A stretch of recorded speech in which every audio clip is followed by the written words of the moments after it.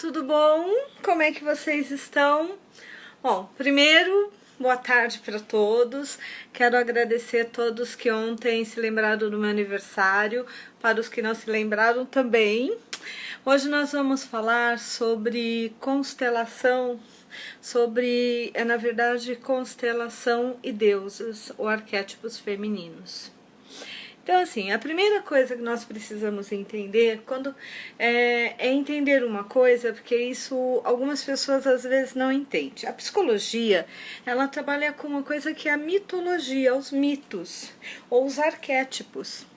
Então, quando nós falamos em deusas internas, nós estamos falando uma referência que o Jung, que trabalhava muito com essa questão de mitos, que ele trabalha com o inconsciente coletivo e mitos, a questão de que ele baseou o trabalho dele do feminino nas deusas gregas.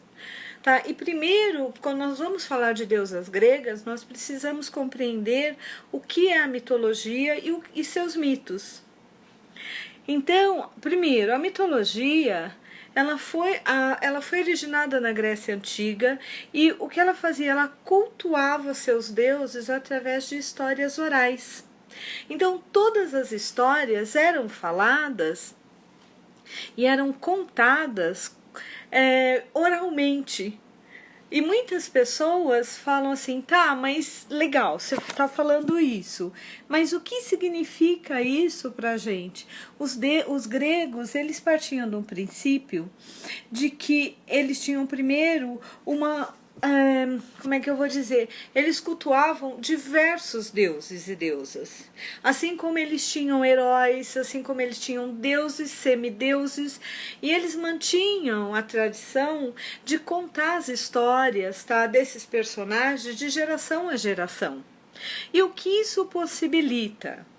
Quando nós pensamos nessa parte religiosa grega, falando em mitologia, na verdade, essas personas, elas representavam todos os conflitos internos, todos os conflitos de relacionamentos, de angústias, de necessidade de poder, de necessidade de status. Então, de certa forma, quando nós estamos falando na mitologia, nós estamos falando da possibilidade que você tem de vivenciar através de uma história os seus próprios conflitos. Então, para quem lembra, né, porque isso já faz muito tempo, quando nós falamos nas histórias na mitologia grega, nós lembramos, nós vamos falar de Zeus, que era o pai de todos os deuses, os seus filhos, os seus irmãos, as guerras que haviam entre eles de poder, as dificuldades, que homens e mulheres tinham nas relações, na parte que envolvia a vida profissional, a vida afetiva, social, a família. Então, todos nós trazemos dentro do nosso inconsciente esses mitos e essas personas. E o que é interessante é que quanto mais nós nos permitimos viver essas personas, quanto mais nós nos permitimos ter esse inconsciente, viver esse inconsciente coletivo extremamente rico, mais saudável nós somos. Olha que interessante, uma das coisas que as pessoas falam hoje e que é defendido por uma linha da psicologia é de que grande parte das doenças emocionais ou psicológicas derivam do fato de que nós, de certa forma, matamos essa consciência ou esse contato com o nosso inconsciente e com a vivência dessas pessoas. Olha que interessante. O que significa isso? Estou falando uma linguagem um pouco complexa, então vou falar dela de uma forma mais simples. Quando você lê um romance, quando você assiste um filme e você se identifica com aquilo, tá? Por exemplo, vamos dar um exemplo, quando nós falamos em inconsciente coletivo ou mitologia, tá? Eu lembro que quando lançaram o filme A Mulher Maravilha, ela teve assim, ela foi um dos filmes mais assistidos, ela teve, como se diz, ela se superou em bilheteria a muitos super-heróis masculinos, e muitas mulheres olharam e falaram, uau, gente, ela é minha heroína, gente, eu queria ser como ela. Na verdade, todas nós somos como a Mulher Maravilha, todas nós temos um lado Artemis, que é a deusa grega que ela representa, a deusa que ela lida com o masculino como parceiro e não acima ou abaixo. Por que ela mexeu tanto com o inconsciente coletivo? Porque ela representou o nosso lado guerreiro, o nosso lado independente, o nosso lado de definir como nós queríamos uma relação, o nosso lado de definir que, olha, tá, nós vamos ficar aqui sentado? Não, vamos lutar. E ela ia na frente. Então, tudo isso fez o quê? Fez com que as pessoas olhassem, principalmente mulheres, meninas, e falassem, gente, através da luta dela, eu vivi uma parte das minhas lutas, dos meus conflitos, eu enfrentei a injustiça, eu vi alguém que pôde fazer isso e a minha alma ficou feliz por isso, e a minha alma, de certa forma, também viveu todos os conflitos que ela viveu. Por isso que, como mulher, nós temos uma questão muito interessante, né? Nós precisamos vivenciar isso. Ah, então isso é só da mulher, Regina? Não. Não é só das mulheres, sinto muito. Isso envolve homens e mulheres, tá? Por quê? Porque do mesmo jeito que nós temos as nossas deusas internas, e eu fiz questão de começar falando da mitologia, porque há uns 2 anos atrás eu escrevi um artigo sobre deusas internas, constelação e deusas internas, que é um curso que eu tenho, é um trabalho onde eu trabalho só o contexto do mundo feminino. E algumas pessoas me disseram, agora você está querendo destronar Deus e colocar deusas no lugar. E eu falei, não, por favor, leia o texto. Leia o texto, porque o que nós estamos falando não é de religião. Nós estamos falando de psicologia pura, tá? Psicologia junguiana. Nós estamos falando de mitologia. Nós estamos falando de inconsciente coletivo. Então vamos lá, começando do básico. Tá, eu sempre faço isso porque eu acho que com isso nós refrescamos a nossa memória e ao mesmo tempo nós também criamos a possibilidade para quem não assistiu outras lives que eu falei sobre isso, possa acompanhar, tá, o meu raciocínio. Então vamos lá, mente consciente, 10%. Isso uma pessoa hiper mega blaster, tá? Eu acredito que a maioria de nós devemos usar entre 5 a 6%. Mente inconsciente, nós colocamos aqui atrás exatamente porque aquilo que você não tem consciência, você não vê. Ela representa em média 90% da nossa mente como um todo. Ou seja, a nossa mente inconsciente é que vive todos esses medos inconscientes, toda essa questão do coletivo, tá? Do inconsciente coletivo. Tudo bem? Então, o que nós estamos dizendo? Que nós estamos tentando entender o universo feminino. Para vocês terem uma ideia, quando nós falamos em universo feminino, nós falamos de 7 deusas, de 7 a 8 deusas. Muitas pessoas só estudam 6 e só trabalham com 6. Eu que trabalho com 8. Tá, e eu vou explicar quem são essas deusas. E hoje eu vou ficar super atenta no horário para eu tentar ser bem mais regradinha e nós fecharmos isso muito legal. Então vamos lá. Quando nós falamos então de deusas, 7 a 8. Quando nós falamos de deuses dos homens, nós estamos falando de 10 a 11 deuses. Ou seja, 10 a 11 aspectos do masculino que normalmente eles não olham para isso. Eles não fazem esse processo de olhar para dentro de si. Há 2 anos atrás, graças a uma pessoa que eu tenho assim um grande respeito como profissional, como pessoa, elas têm uma escola de teatro e elas estavam fazendo um trabalho sobre o feminino e o masculino. E eu fui convidada para trabalhar com os atores, para explicar o que era essa questão do curso de deusas que eu dava. E quando eu fui trabalhar com eles, como tinham rapazes e moças, o que eu fiz? Eu apliquei a constelação dos deuses e das deusas. E eles até brincaram, poxa, por que você não trabalha mais com masculino? Eu falei, gente, trabalhar com 7 a 8 já é algo que você precisa de muita energia. Trabalhar com masculino ainda não estou pronta, mas eu quero me organizar para trabalhar com isso. Ok? Então, em cima disso, pensando nessa palavra, o que nós precisamos entender? A palavra mito é uma palavra originária da palavra mitos, que significa fábula ou palavra.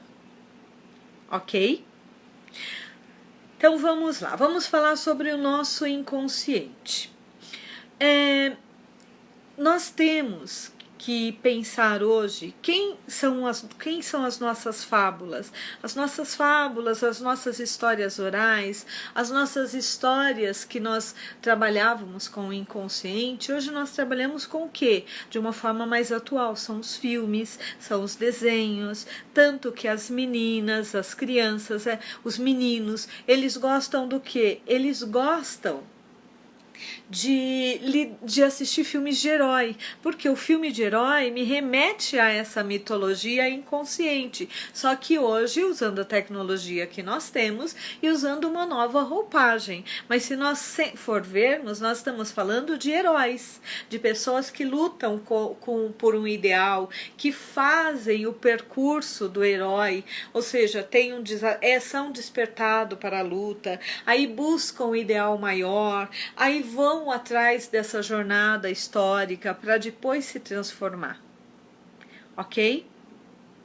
Então, tá até aqui, tá tudo bem? Podemos dar continuidade e pensar um pouquinho mais, falar bem mais do mundo feminino. Então, quando eu estou pensando, quando o Jung ele começou a trabalhar, ele elegeu, na verdade, 6 deusas para o seu trabalho. São 3 deusas violadas, são 7, 3 deusas invioladas e uma alquímica. O que significa isso? Significa que todas nós temos dentro de nós temos N, mas esses 7 arquétipos, eles são os mais fortes que nós temos. Infelizmente, por conta de religião, infelizmente por conta de cultura, de patriarcado, algumas dessas deusas elas foram relegadas ao esquecimento ou escondida ou as permissões para se viverem os aspectos dessas deusas foram negados. Então, durante muitos anos, quem foram os principais papéis que as mulheres puderam viver? Ela podia viver o papel da esposa, que é a Hera, ela podia viver o papel da mãe, que é a Deméter, ela podia viver o papel da prostituta ou da mulher muito sensual, que aí nós estamos falando da Afrodite, e ela podia viver o papel da filha, que aí nós estamos falando da Perséfone. Ou seja, são 4 aspectos. E dependendo, se eu era esposa, eu não podia viver Afrodite. Quando eu me tornava mãe, muitas vezes o papel de esposa eu já tinha. Minha esposa. É como se eu perdesse o direito, tá? De viver Afrodite. Ou se eu vivia demais é porque eu tinha algum problema. Ou seja, nós tivemos muitas. Como é que eu posso dizer isso? Muitas proibições. Tá, de viver esses aspectos. E isso gerou muitas doenças no feminino. Ok? Então vamos falar desses aspectos para que você possa reconhecer em você e para que você possa perceber na sua como esses arquétipos eles foram vivenciados pelas nossas avós, pelas nossas tataravós, são vivenciados por nós e vão ser vivenciados pelas gerações futuras. Então, segundo o Jung, as características, seja de um deus ou de uma deusa, elas se mantêm no presente da vida do ser humano, elas se mantêm no nosso cotidiano, sobre uma outra forma. Uma forma onde esses modelos de comportamento, tá? Eles podem ser elogiados, criticados, aceitos ou rejeitados. Porém, se quando uma mulher ou um homem, ele ou ela não consegue viver essas características, não consegue transitar entre esses arquétipos, normalmente essa pessoa acaba se tornando uma pessoa desequilibrada, seja no sentido psicológico. O ideal seria que cada homem e cada mulher pudesse atuar em todas as características positivas de cada deus ou de cada deusa. O que, na maioria das vezes, a pessoa não sabe nem como. Desculpa. Rinite atacando. Tá? Então vamos lá. A minha primeira pergunta é: eu sei que eu ainda não falei das deusas, eu sei que eu ainda não falei sobre os comportamentos, as atitudes, mas eu queria que, conforme eu fosse falando de cada deusa, você pudesse perguntar a si mesmo: eu uso esses aspectos, eu vivencio esses aspectos, eu me permito expressar esses aspectos no meu dia a dia? Quando nós conseguimos viver, ou seja, transitar dentro desse inconsciente e expressar isso no meu cotidiano, isso me ajuda na elaboração e na compreensão dos papéis que eu vivencio, independente da área da minha vida, independente da cultura. Tá? O que ele quis dizer com esse desequilíbrio? Imagine uma pessoa que ela vive somente o lado mãe. Ela se casou, teve filhos e a partir dali ela é só mãe. Como é que fica isso? Tá? Uma pessoa que ela só vive Afrodite, que ela só vive aquela mulher tipo Mary Monroe. Tá? E as outras áreas? É como se ela vivesse um rótulo. Ela fica algo paralisado. Ou seja, e as outras áreas? E esse inconsciente riquíssimo que nós temos? Onde é que isso se expressa? Ou quando a mulher, ela vive só a guerreira. Tá? Ela se torna uma policial e ela é só policial. Ela não vive as outras áreas. O que isso gera? Possivelmente, quando uma pessoa não consegue viver os outros aspectos, o que ocorre com ela? Esses outros aspectos começam a gritar dentro dela e ela começa a adoecer. Por quê? Porque dentro dela, tá, o que está ocorrendo? Aqueles aspectos estão gritando. Tem uma frase do Paulo Coelho que diz: quando você ignora os seus sonhos e você deixa de olhá-los, deve ser mais ou menos isso. Eles morrem dentro de você e depois de um certo tempo você começa a sentir o mau cheiro desses sonhos deteriorando dentro de você. As deusas, os arquétipos são a mesma coisa. Quando nós não conseguimos trabalhar esses aspectos no dia a dia, nós começamos a adoecer. E pode ser uma doença. A doença ela começa no emocional, passa, e aí ela vai fazendo a psicossomatização, que ela começa a ir para o corpo, até que ela somatiza, que é quando a doença está fisicamente no corpo. Isso ocorre por quê? Por tudo que nós recebemos lá de trás. Ok? Então vamos falar um pouco sobre essas deusas e sobre como é que elas influenciam no nosso dia a dia. Então, pela mitologia, a primeira deusa que surgiu foi Gaia, ou a Mãe Terra. Tá? Só que Gaia na verdade, nós também chamamos como Gaia seria mais no romano, no grego seria Deméter. A Deméter é aquela mulher que ela quer ser mãe. Então a gente brinca, é aquela mulher que não pode ver uma cueca que ela é engravida. Ela é fértil, ela é mãe. Muito obrigado, Joy. Eu comecei agradecendo pelo meu aniversário. Essa é bem a Perséfone. Oba, vamos celebrar.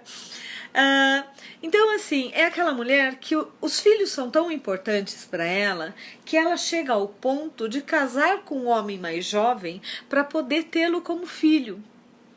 para ajudar ele a se desenvolver. Então, é aquela mulher que quando ela se casa, ela tem filho, ela esquece do marido. Ou o marido não é importante. Porque o que é importante para ela é ser mãe. É a mãe que todos nós idealizamos, mas é a esposa que todo homem deve ter pavor. Por quê? Porque ela é mãe. Quando uma mulher diz, eu não tenho 2 filhos, eu tenho 3, porque ele também é meu filho. Opa, estamos com uma Deméter aí muito forte. O problema é que a Deméter é mãe. Vocês conseguem ver a sexualidade de uma pessoa que personifica a mãe? Não, porque ela é maternal. Então, qual é a dor da Deméter? É ser abandonada pelos filhos. E é da Deméter que nós vamos falar e entender uma coisa que é a síndrome do ninho vazio. Então, ela é o tipo de mulher que quando ela se torna mãe, ela esquece do casamento. E ao se esquecer do casamento, o que ela faz? Ela deixa de ter vida, a não ser ter a vida de mãe. Olha que legal. Então, a vida dela se resume a ser mãe. É aquela super mãe que cozinha, que busca os filhos, que faz isso, faz aquilo e que relega muitas vezes o casamento e não entende por que o casamento terminou. É aquela mulher que quando os filhos crescem e vão viver a própria vida, elas entram na síndrome do ninho vazio. O que é a síndrome do ninho vazio? É a síndrome, tá? Aonde a mulher se vê sozinha no ninho dela. Ela não tem, como a galinha, ela não tem mais pintinhos para cuidar. Ela não tem mais de quem cuidar. E ela não aprendeu a cuidar dela. Ela só sabe cuidar dos outros. E aí ela tem que reconstruir a vida dela. Vamos dar um exemplo de uma Deméter aqui. É aquela mulher que ela cobra os filhos de eles estarem presentes. É aquela mulher que muitas vezes, quando os filhos têm filhos, ela quer se tornar mãe dos netos, tá? Porque ela precisa ter uma função. Ela não tem uma função só por ela. Ela não tem uma função dela dizer, eu gosto disso. Muitas vezes essas mulheres vão conseguir olhar para si depois de uma crise de pânico, depois de uma crise emocional, depois de uma separação. E elas vão usar a frase, meu mundo caiu. Normalmente, o que acontece quando a pessoa realmente ela tem a Deméter como predominante? Eu brinco que todas nós, sem exceção, nós temos uma deusa de frente. E essa deusa de frente significa que eu mais utilizo, mas não significa que eu não vivo as outras. Só que muitas pessoas colocam a deusa de frente e não deixam mais ninguém entrar ali no lugar. Então, o que elas fazem? Elas se seguram naquela persona. Então, o que é comum de uma Deméter extremamente forte? Ela vai casar com um homem mais novo, ela vai ajudar esse homem a se desenvolver, ela vai criá-lo, vai ajudá-lo a se criar. O problema é que quando esse homem ele entra no seu apogeu, ele quer uma mulher, ele não quer uma mãe. E aí a relação termina. E aí ela fica magoada, porque ela deu de tudo, ela fez tudo. Ela até deixou de fazer a faculdade para que ele fizesse a faculdade. Ela deixou de trabalhar para cuidar dele e da família. E aí ele abandona ela e casa com uma mulher que, na verdade, vive um pouco mais da Hera ou da Afrodite. E ela se sente extremamente usada e abusada. Mas, na verdade, o que aconteceu aí? Ela se autoabandonou. Ela deixou de viver a vida dela por conta, tá? Desse papel. E que é só um papel na vida dela. Nós precisamos viver todos. É como se ao casar eu deixasse de ser profissional, deixasse de ser amiga, deixasse de ser filha e eu me dedicasse totalmente ao casamento. Se de repente eu fico viúva e meus filhos casam e mudam de país, minha vida acabou. Então, qual é o grande medo da Deméter? É não ser útil, é não ser mãe, é não ter de quem cuidar. Qual é o grande desafio da Deméter? é ela se permitir criar vida além do casamento e além do papel de mãe. Já disse, eu sou 300% Perséfones e graças a Regina desenvolvi meus 10% necessários para minha personalidade ser equilibrada de Deméter. Então agora vamos falar da Perséfone, por isso que eu li agora. Então vamos lá. A Deméter, ela teve uma filha, uma única filha, que era Perséfone. Então, todas as deusas, todas as coisas no universo têm um lado positivo, o lado de luz e o lado de sombra. Não é positivo e negativo, sombra e luz. A sombra é aquilo que nós tentamos não olhar, porque nós achamos que não é bonito, é feio, nós não queremos nos relacionar. E a luz é aquilo que eu mais vivo, que eu mais lido, ok? Então, o que ela teve? Ela teve... Tá? A filha, e ela começou a cuidar dessa filha, e o mundo dela girava em cuidar do planeta, que ela era Gaia, a mãe terra, e cuidar daquela filha. E aquela filha, a Perséfone, para que ela cuidasse e essa filha ficasse sempre presente na vida dela, o que ela fez? Ela criou uma filha dependente, óbvio, tá? Óbvio. A Perséfone, ela é chamada na primeira fase da vida dela de Coré, porque é o nosso lado juvenil, é o nosso lado jovem. Sabe essas mulheres que têm 60 anos e que você olha, parece que ela tem 20 ou 15 anos? Essa é uma Coré. Só que a Coré, o que acontece? Vamos aí entender um pouquinho da história da Coré barra Perséfone. Um dia estava Perséfone brincando no campo, livre, leve e solta. Hades, o deus do inferno, estava caçando. E ele vê a Coré e ele se apaixona por ela. E ele faz o quê? Como todo bom homem antigo, vai lá e sequestra a Coré e leva ela para o inferno. Vamos entender que o inferno grego é muito diferente, greco-romano é muito diferente do que é o inferno católico. O inferno católico você vai porque você não foi uma boa pessoa.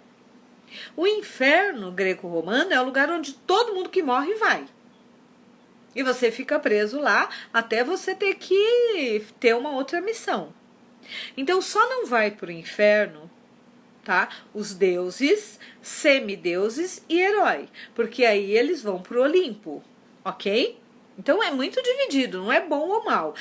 Quem é superior vai para lá. O resto, o rei, princesa, plebeu, todo mundo vai para o inferno. E quem cuidava do inferno, tá? Era o Hades, que era o deus do inferno. Como é que é um homem Hades? Um homem Hades, para quem é casado assim, para quem entende astrologia, é um pisciano ou um canceriano. Tá? Entendeu? O que significa isso? É aquele homem profundo, normalmente introspectivo, ou seja, ele é fechado, ele não se abre com qualquer pessoa, ele tem uma tendência à fidelidade, porém, ele é totalmente, como é que eu posso dizer, dominador. É aquele homem que casa para ter a mulher com ele. De preferência, não tem amigas, porque eu já sou seu amigo. Eu sou a sua vida. Para que você precisa de mais alguém? E muitas vezes é isso. Se ele puder ter ele e a mulher só, nem filhos, ele vai manter essa relação muito bem, obrigado. Ou seja, é um homem possessivo. Ok? É um homem forte. É um homem profundo. Ok? Aí ele pega a nossa cara Coré e leva para o inferno. E a Deméter enlouquece, porque ela fala, gente, cadê minha filha? E ela começa a procurar, tá? A Perséfone em todos os lugares do planeta. E ela não encontra. Aí ela vai até Zeus e ela diz, olha, minha filha sumiu e eu preciso de ajuda para achar minha filha. E todos os deuses sabiam, deuses e deusas, onde a Perséfone estava. Mas ninguém era louco de começar uma briga ou com Hades ou com a Deméter. Você é maluco? Você vai brigar com a mãe terra? Ou você vai brigar com o deus do inferno? Não, louco ninguém é. Alguns não são, né? Outros são.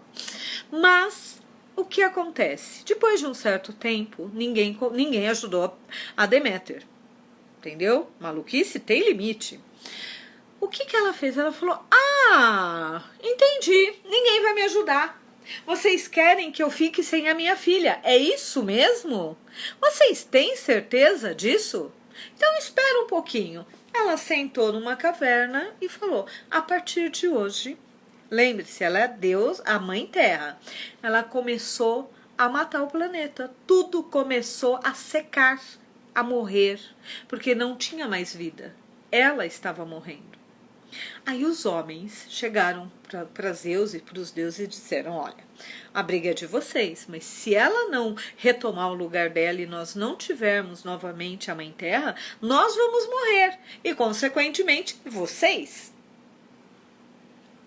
E aí eles chegaram, Zeus chega pro Hades e diz: amigo, olha bem, a situação ficou muito complicada, você precisa devolver a Perséfone. E aí, o que acontece? Só que tem uma regra: se você entrasse no inferno, você não poderia consumir, beber ou comer nada do inferno, senão você estaria preso ao inferno forever, para sempre. Nossa cara, Perséfone faz o quê? Tá? Ela pega e come uma romã, algumas sementes de romã. Entendeu? E aí o Hades olha e fala assim, ó: eu queria devolver, mas agora eu não posso, isso é uma regra, ó, tá aqui, ó. Não posso mudar isso. E aí o que eles fazem? Eles fazem um acordo, tá? E qual é o acordo? O acordo é que a Perséfone, ela vai viver 6 meses com a mãe e ela vai viver 6 meses no inferno, com Hades como rainha do inferno. E aí nós temos um ponto, tá? Qual é o desafio da Perséfone? A Perséfone, ela também representa o nosso lado espiritual, o nosso lado mediúnico. Então, todas as vezes que uma mulher Perséfone, ela acaba se tornando dependente ou simbiótica de alguém, tá? Ela não cresce, ela não assume o seu próprio poder. Então, a Coré é aquela mulher que ela tem uma super mediunidade, mas ela é insegura, ela é dependente do marido, ela não consegue nem decidir o que ela quer da vida, porque ela foi criada para ser dependente. Qual é o grande passo, a grande sacada da Perséfone? Ela deixar de ser Coré para ser a Perséfone. E como Perséfone, ela dá um olé no Hades. Por quê? Porque quem é o que domina, o que manda é o Hades. Mas quando ela chega, tá? Ela assume como rainha e chega uma hora que quem manda no inferno é ela. Entendeu? Isso é muito legal. Por quê? Porque é quando a mulher assume a sua mediunidade. Por exemplo, eu só assumi a minha Perséfone depois dos 40 anos. Até então eu não tinha estrutura para assumi-la. E a partir do momento que eu assumi, foi muito interessante, porque como profissional, como pessoa, como mulher, eu me tornei muito mais interessante, muito mais profunda. Hoje eu tenho coragem de mergulhar no inconsciente, na profundeza de uma pessoa e ir lá e ajudar ela a reestruturar o inconsciente. Porque a Perséfone, ela é fortíssima.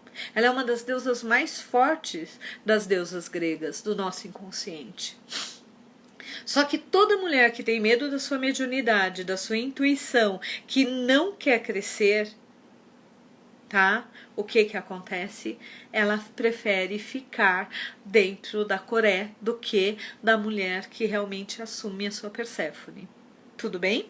Então, tivemos duas. Por que essas 3 primeiras que eu estou falando? Então, foi a Deméter, que é a mãe, a Perséfone, que é o nosso lado espiritual ou nosso lado jovial, e a Hera, que é a esposa. Por que elas são consideradas deusas violadas? Porque elas se submetem ao masculino, ok? Elas são dominadas pelo homem. Bom, nossa terceira deusa grega que nós precisamos vivenciar. Então vamos lá.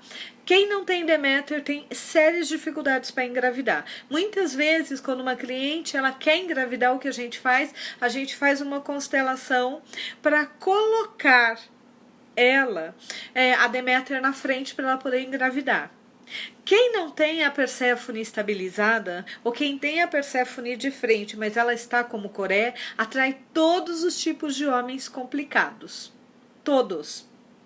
Viciados, drogados, 171, os psicopatas sociais de plantão, é esse tipo de homem que uma Coré atrai quando ela é desequilibrada. Quando ela é a Perséfone, ela atrai um Hades, que são fantásticos. A minha Perséfone é muito forte, então automaticamente eu adoro um Hades. E aí, o que acontece? Nós temos a Hera. Quem é a Hera? A Hera é a deusa do casamento, é a deusa que faz as alianças, é a deusa que trabalha com todos esses aspectos de relacionamento. Só tem um problema, qual é o foco da Hera? Casamento. E ela precisa casar com o cara mais poderoso. Um caso simples para vocês terem uma referência, Jacqueline Kennedy. Ela casou com um homem que foi o presidente, ele morre, ela casa com Onassis e se torna Jaqueline Onassis. Então, muitas vezes, ela fica tão preocupada em escolher o homem que ela tem que se orgulhar, tem que ser o rei, que ela acaba se casando e esquecendo da coisa mais importante do casamento, o amor. Ela acaba se relacionando de uma forma tão forte com esses homens que elas acabam brigando para ser reconhecida. Qual é o grande medo de uma Hera? Ser traída e abandonada por uma mulher mais jovem. Por quê? Porque Hera adora Zeus. Quem é Zeus? É o homem de poder, é o bam bam bam. Mesmo que seja lá no tráfico, ele é o dono da boca do tráfico. Entendeu? Só tem um problema. Normalmente, o Zeus, ele não se acha, ele se tem certeza. Então, é muito raro você encontrar um Zeus que ele seja fiel. Normalmente, ele vai, a conquista da mulher, o poder sobre poder ter aquela mulher, é tão forte que para ele, como é que eu posso dizer? Não é que ele não ame a Hera, mas ele não dá a segurança que ela precisa. Por exemplo, vamos pegar um caso clássico aí de uma Hera, Hillary Clinton. Quando Clinton traiu ela, o que ela fez? Ela acabou com a vida da Mônica Lewinsky. Tá? E normalmente quem é Hera, é interessante, a Hera tem uma característica muito legal. Tá? Muito interessante para nós entendermos. Ela acha que quem é sem vergonha é a mulher, porque o marido dela é maravilhoso. Tá? Quem foi aquela sirigaita que foi atrás do meu marido. Ela não assume para ela que o problema dela não é outra mulher, é o marido, é o homem. Entendeu? Então, com isso, o que isso gera? Isso gera que ela o tempo todo ela vive em insegurança. Qual é a grande sacada da Hera? Poder criar relacionamentos de amor. Poder valorizar mais o casamento do que o cargo do casamento. Só tem um problema, gente. Quem não tem Hera na frente não casa. Tá? Se você quer casar, você tem que se relacionar com a sua Hera. Ok? Quarta deusa, alquímica. Quem é a alquímica? É a Afrodite. A Afrodite representa a nossa sexualidade, o nosso poder de sedução. Então, nós podemos usar, quando a Afrodite ela usa a sedução, na minha cidade eu vou usar uma frase que é bem típica que eu vi na minha cidade. Então, desculpa, eu trabalho muito com metáforas, né? A pessoa dá mais que chuchu na serra. Por quê? Porque ela, na verdade, quem escolhe é ela, não é o homem que escolhe. Ela fala, eu quero aquele, e é aquele. É impossível você resistir a uma Afrodite, tá? Quando a Afrodite, ela se trabalha, e ela trabalha o seu lado positivo, ela é aquela mulher que ela é fantasticamente carismática. Ela, na verdade, não te seduz, tá? Ela te encanta, ela é uma encantadora de pessoas. A Afrodite encanta todo mundo, mas qual é a dor da Afrodite? Afrodite, normalmente as Afrodites, elas são muito inteligentes, são fantasticamente cultas. Porém, elas dão um enfoque na parte física muito grande. Então, muitas vezes, as outras pessoas olham uma Afrodite como alguém muito superficial. tá? E isso é um problema. Por quê? Porque isso gera uma dificuldade de relacionamento dela com as outras mulheres. Por quê? Porque as outras mulheres olham para Afrodite como se ela fosse um risco, como se ela fosse aquela que vai roubar o marido delas, aquela que vai competir com elas. E com isso, qual é a grande dor da Afrodite? Ser aceita no mundo feminino e entender que ela precisa acolher essa sexualidade e que ela pode ver isso como sexualidade ou ela pode escolher viver como sensualidade. Uma mulher como Afrodite trabalhada, ela é incrível, não importa se você seja hétero ou não, você olha e fala, que mulher linda. Cara, que mulher fantástica. Eu quero ficar perto dela. Essa mulher é incrível. Quando ela vive Afrodite na sexualidade, muitas vezes você vai taxar ela de vulgar. Por quê? Porque ela vai usar o corpo para seduzir. Quando a Afrodite, ela usa a sensualidade ou essa coisa de o encantamento, não importa se ela seja nova, velha, gorda, magra, não importa. Tudo bem até aqui? As outras 3 deusas são chamadas de invioladas, tá? Na verdade, Luciana, alguns anos atrás eu li um material e eu achei muito interessante e eu vou trazer uma metáfora do que foi divulgado até na internet e você deve ter ouvido. Diz que estava tendo uma palestra numa das grandes faculdades americanas e ao final alguém perguntou para o instrutor, tá, o que faz uma mulher feliz? E ele respondeu, amigas.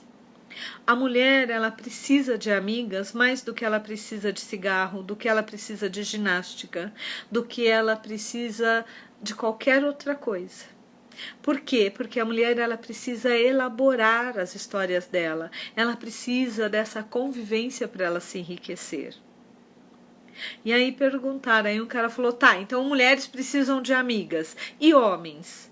Falou, precisa de casamento, porque um homem sem uma esposa que traga essa parte emocional para ele é um homem que adoece mais rápido, morre mais rápido e ganha menos dinheiro. Então, na verdade, nós precisamos das mulheres, sejam as nossas avós, sejam nossas primas, nossas irmãs, nossas amigas, como uma forma de manter uma sanidade mental. O problema é que muitas mulheres, elas vêm trazendo do inconsciente coletivo uma competição ou uma dor profunda das suas antepassadas. Isso faz com que ela olhe as outras mulheres de forma muito competitiva. E quando a mulher entende que ela tem o lugar dela e cada uma tem o seu lugar e que ela pode celebrar, comemorar, como ela não vai conseguir fazer isso com o masculino, ela pode enriquecer o mundo dela. Por isso que ela precisa de amigas. 3 deusas invioladas. Primeira, Ártemis, deusa guerreira. Mulher a Ártemis, o exemplo clássico da Ártemis que nós temos é a Mulher Maravilha. Ela olha o homem como igual. Então, toda mulher que está no BOP, toda mulher que está fazendo trabalhos mais masculinos e que é toda soldada, ela se vê, ela não olha para o homem de cima para baixo, ela olha para o homem de aqui, ó.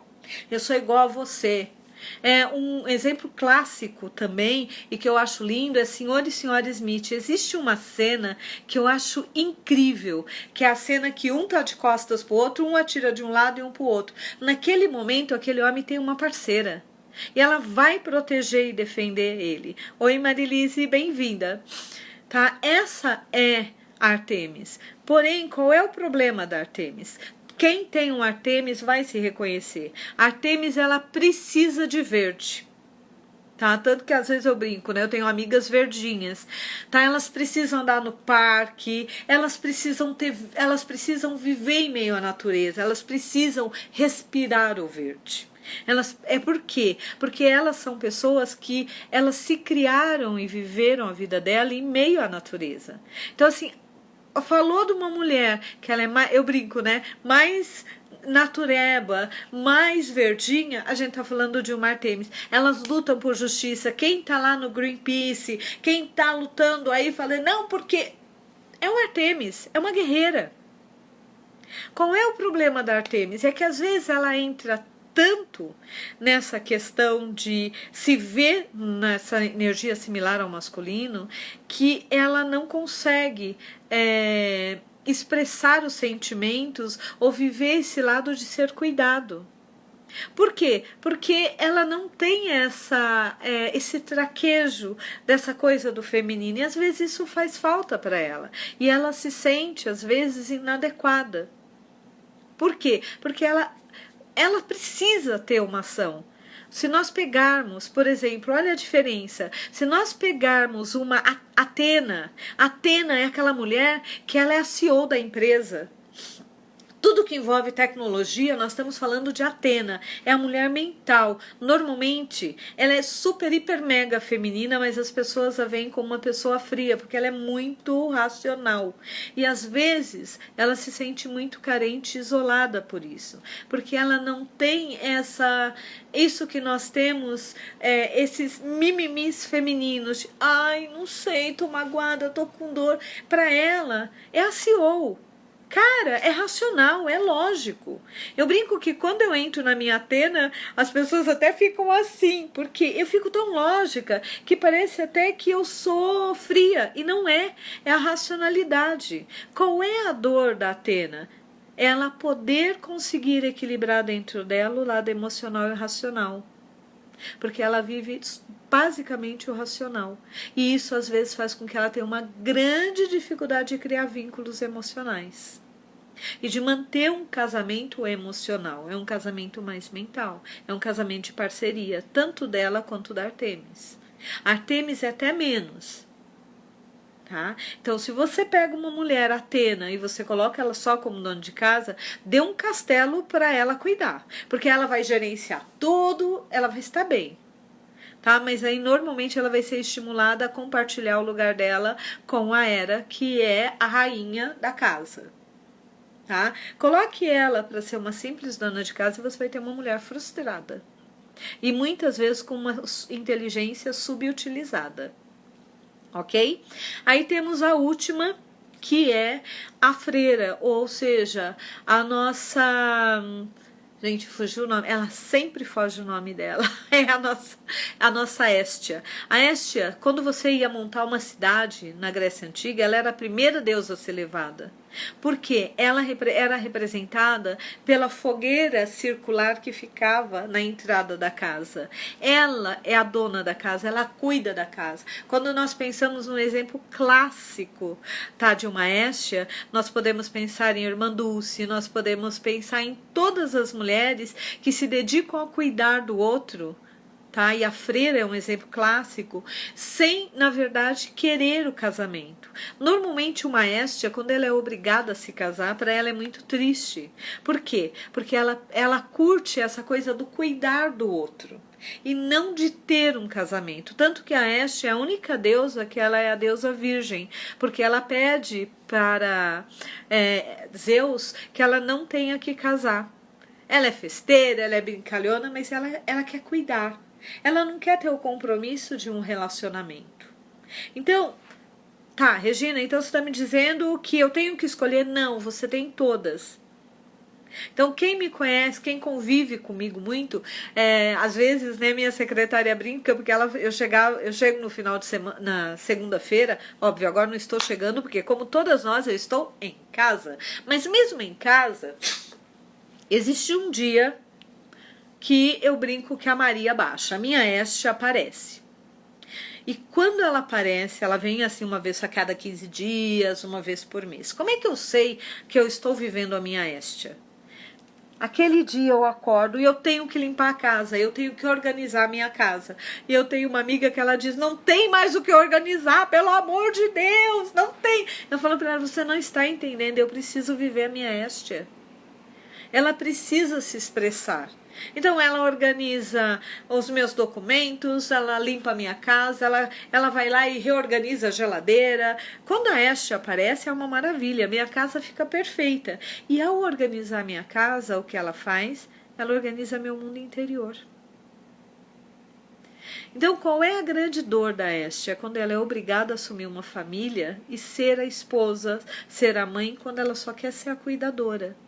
Então, todas nós que cuidamos, Temos, todas nós assim que cuidamos no sentido de trabalhar com cura, nós temos um pouco da Hestia e um pouco da Perséfone. A Hestia nos dá essa coisa do cuidar, da enfermeira, da cuidadora, do acolhimento, sem expectativa. A Perséfone nos traz a intuição, essa percepção desse outro mundo que muita gente acha meio mirabolante, tá? Ou meio sutil ou espiritual demais. Ou seja, qual dessas deusas você não tem permitido que atue na sua vida? Tá, Regina, mas como eu faço atuar? Tá, se eu quero a Deméter, eu posso me cuidar. Então, fazer um bolo para mim, tá? Me permitir ser cuidada, tomar um banho mais gostoso, fazer uma comidinha gostosa para mim, não para o outro. Na minha Perséfone, me permitir viver esse lado mais espiritual, meditar, entrar em contato com o meu eu, ouvir músicas que me elevem, tá? A minha Hera assumindo o meu poder pessoal, tá? Entrando nessa questão de que eu tenho poder, sim, ou assumindo essa coisa de que eu sou uma mulher para casar, eu quero me casar sem o menor pudor, sem problema nenhum. Usando roupas que te deixam empoderada, ok?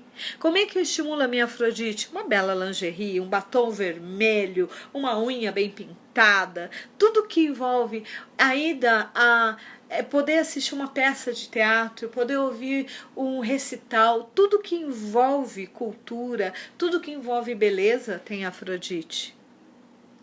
Como é que eu posso viver a minha Artemis? Vai caminhar no parque. Se permita caminhar no parque, tirar o sapato e pôr o pé no chão. Se permita, por exemplo, com essa coisa de não poder sair, como é que eu cultivo a minha Artemis? Porque ela também é minha guerreira e eu preciso dela para às vezes dizer, opa, isso daqui não tá justo. Eu tenho uma hortinha aqui na minha casa com ervas medicinais, que eu faço chá, que eu faço banhos. Tá? E óbvio que aí minha Perséfone também curte muito, né?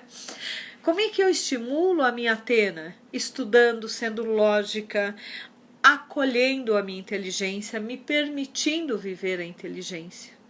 Como é que eu acolho a minha Hestia? Isso que eu falei, assumindo que tem dia que quem quer limpar uma parte da casa, organizar uma gaveta, sou eu.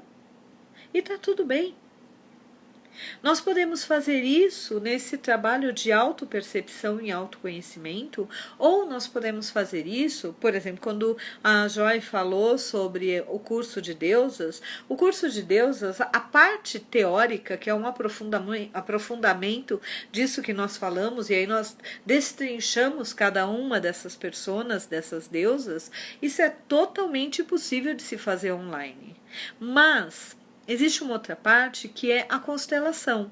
É usar a técnica da constelação para nós realinharmos e curarmos as feridas do feminino através da constelação. E aí nós representamos como é que isso funciona. Isso daí tem que ser presencial. Eu não consigo fazer isso. Eu até consigo fazer individual à distância, mas eu não consigo fazer em grupo. E quando nós fazemos em grupo é muito rico. Tá? O ano passado, esse ano, acho que eu tive umas 3 ou 4 clientes que deram de presente constelação. Ok? Mas o grupo, o curso, a parte teórica, super 10, dá para fazer online, mas a parte vivencial nós temos que fazer em grupo e quando terminar essa pandemia. Por quê? Porque esse é o enriquecimento. É você entrar no papel de cada deusa e sentir a energia dela, permitir que essa energia se reorganize no teu sistema. Então, é muito comum que você faça um curso das deusas, tá? É constelação, workshop, constelando as deusas internas. E que você, por exemplo, eu brinco, cada vez que eu dou esse curso, eu tenho uma deusa nova que fica de frente. Eu lembro que assim, todas as vezes que eu dei esse curso, eu só dou ele a cada 2 ou 3 meses. Por quê? Porque o meu ciclo menstrual muda. De tão forte que ele é, o que acontece? O meu ciclo muda todo, a minha energia muda, o meu foco muda. Então, às vezes eu começo fazendo e eu não me constelo, tá? Eu constelo as pessoas, mas como eu participo de muitas constelações, eu trabalho no máximo com 10 constelações no dia, que é um monte, porque a gente constela cada mulher individualmente, o que que acontece? Todo o meu sistema muda. Todo o meu sistema, ele se transforma, tá? Sim, a gente pode fazer, sim, montar um grupo, tá? E aí nós podemos montar grupos de 10 mulheres. Por quê? Por que 10? Porque depois nós conseguimos fazer a constelação das 10 juntas, o que na minha... Assim, eu sou suspeita, eu amo o que eu faço, mas eu amo de paixão esse trabalho, que começou com uma brincadeira de presente para uma amiga que não conseguia namorado e nós queríamos estimular a Afrodite dela. Tá? Vocês já perceberam que eu gosto de pegar situações do dia a dia e criar uma solução, tá? Então, assim, quem quiser participar, dá um toque pra gente no WhatsApp, aqui no Instagram, e nós mandamos um WhatsApp, criamos um grupo e fazemos aulas fechadas, como nós estamos fazendo aqui. Aí tem material, tem exercícios para vocês fazerem. A gente pode fazer até uma coisa super legal, se vocês aceitarem.